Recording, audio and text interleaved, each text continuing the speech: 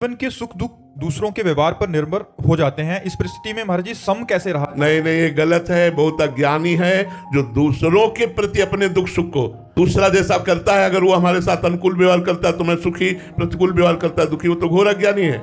सुख दुख परमात्मा के चरणारविंद के आश्रित होकर, लोगों के आश्रित होकर नहीं। लोग तो जीने नहीं देंगे भाई। लोग जीने देते हैं किसको? कब चैन से चलने देते हैं? कैसे भी चलो वो तो आपको दुखी ही करेंगे।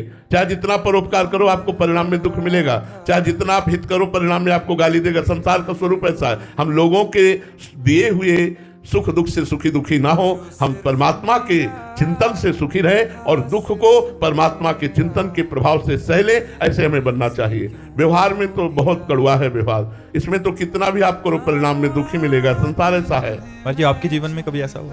पूरा जीवन ही यही है, पूरा जीवन ही है। किसी भी संत का जीवन देख लो, परोपकार करने पर भी परिणाम में प्रतिकूलता ही मिली, अनुकूलता नहीं मिली। अरे पूरा जीवन दुख में गया भाई।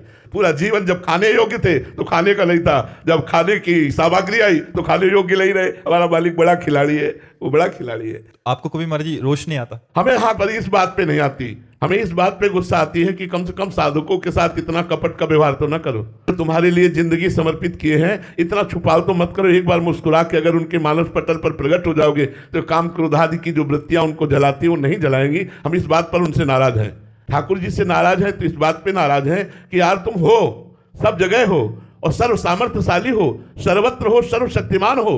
तो जिन्हों को आपने अपनी शरण में घसीटा है उनको घसीट के छोड़ दिया और बेचारे काम क्रोध लोभ आदि के शिकार हो रहे हैं। यार ऐसी कृपा करो, मन मन मुस्कुरा कर एक बार झांकी दिखा दो, दुनिया का सारा राग मिट जाएगा और वो आपके प्रति आशिक हो जाएंगे, प्रेमी हो जाएंगे। बस इस बात से कभी कभी उनको डांटते रहते हैं। नहीं, हम ये चाहते हैं कि कम से कम जो आपको नहीं चाहते वो बात अलग है, लेकिन जो आपकी चाह के लिए फकीर बन गए, लंगोटी लगा ली, भीख मांग के खाते हैं, अरे उनके मन में तो काम ना सतावे, उनके मन में तो रुपया पैसा संसार का मोह ना सतावे। हे नाथ आप अपना थोड़ा सा प्यार दे दो, थोड़ी सी झलक दे दो, थोड़ी सी कृपा कर दो। पर वो कुछ ऐसा उनका विधान होगा जो हमारी बात नहीं सुनते। नहीं, हमें लगता है कि साधक की आंतरिक वृत्ति को सुधारने के लिए इनका रूप काफी। एक बार रूप प्रकाशित हो जाए, जिसने देखा वो कहीं और कल्हेरा। रूप छके घूमत रहे, तन को तनिक न भान, नारायण दृग जल बहे, यह है प्रेम पहचान। पर ये ऐसे प्यारे हैं, ऐसे प्रेमी हैं